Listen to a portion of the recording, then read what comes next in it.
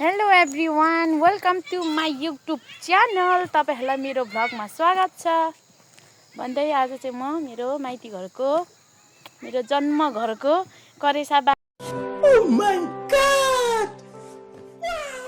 बारी देखाउन गइरहेको छु। मेरो बारीहरु चाहिँ यहाँ चाहिँ साग छ अनि उता चाहिँ लसुन अनि यता चाहिँ भर्खरै प्याज रोप्नु भएको रहेछ। अनि यहाँ चाहिँ लसुन, यो दुईटा चाहिँ लसुन बारी। लसुन चाहिँ राम्रो फलेछ यसपाला, राम्रो झ्याङ आएको छ। यता काउली पनि रोप्नु भएको रहेछ। काउली चाहिँ हेर्नु न कस्तो राम्रो राम्रो फलेको रहेछ काउली। अझै अरू पनि छ टन्नै। यता पनि फलेको रहेछ काउली त गाइजहरू डन्नै रहेछ। यता धनियाँ पनि रोप्नु भएको रहेछ।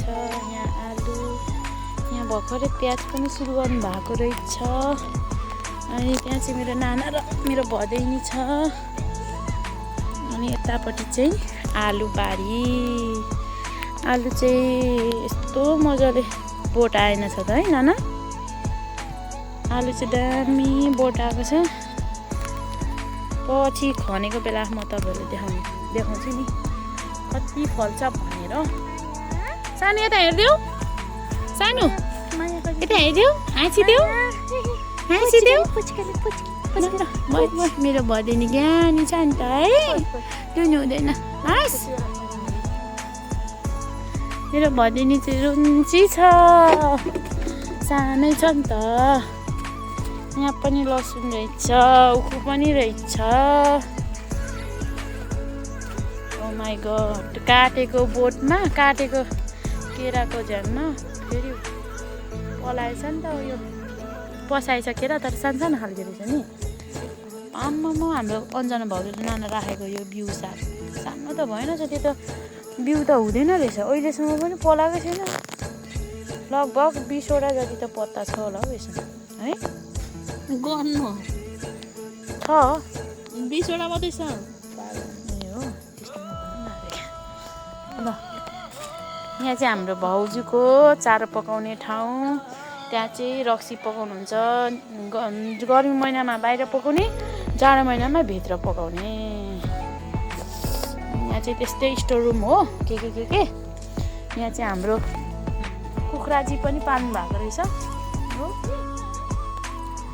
अनि यता चाहिँ सुँगुर रहेछ, सुँगुर। ओ माई गड, सुँगुर त नाना कत्रो पो भएछ। अस्ति म आउँदा त थिएन यत्रो ठुल्ठुलो।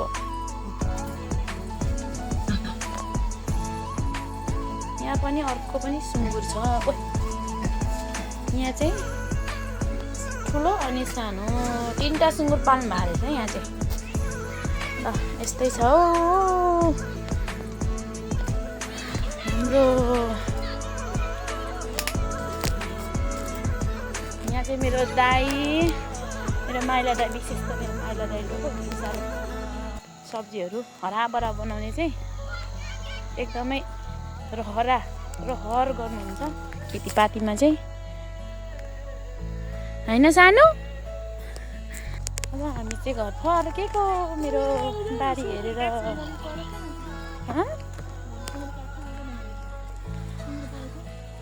पराउ काट्ने कि यो चाहिँ काट्ने?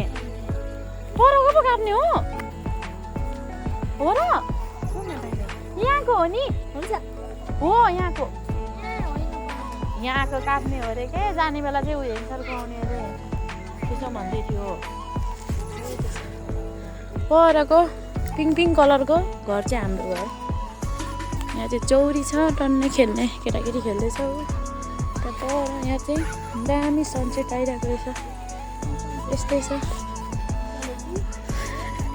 यहाँ चाहिँ मेरो नानाले मेरो भदैनीलाई बोकिराख्नु भएको। यस्तै छ होइन चाना? चाना मेरो चाहनालाई मेरो भ्लगमा वेलकम छ, स्वागत छ मेरो भदैनीलाई। मेरो जेठा दाइ चाहिँ कता हिँड्नु आँट्नु भएछ। यो चाहिँ हाम्रो गाडी, यो चाहिँ हाम्रो गाडी, चाहिँ हाम्रो मेरो भदै, यो चाहिँ भदै हाम्रो दाजु चाहिँ हाम्रो घर। आउने नाना, यहाँबाट जाने हो गेटबाट टक्कसँगले।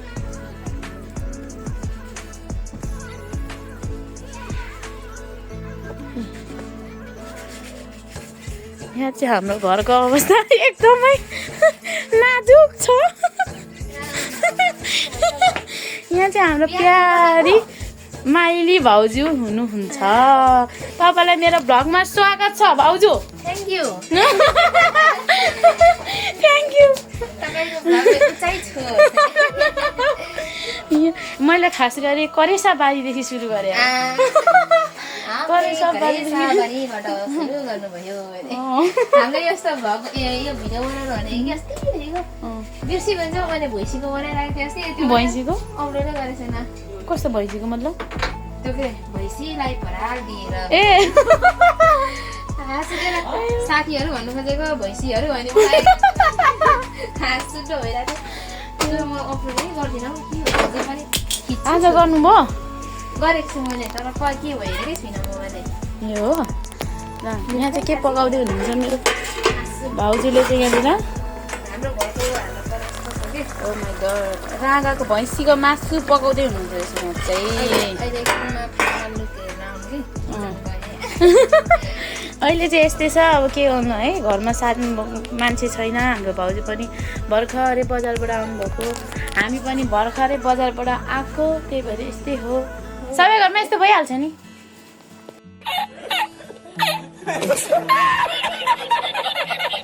अलि भन्ने त भ्यू चाहिँ गएको छैन। ल साथीहरू सबैजनालाई गुड मर्निङ। यो चाहिँ नेक्स्ट डे। अनि बिहान चाहिँ दाइ, दुईजना दाइ अनि बुवा मिलेर सुँगुर मारेर नि पोल्दै हुनुहुँदो रहेछ। म चाहिँ भर्खरै उठेको। बुढाबुढीहरू चाहिँ यहाँ हेर्नु न, सुँगुर पोलेको हेर्दै रहेछ।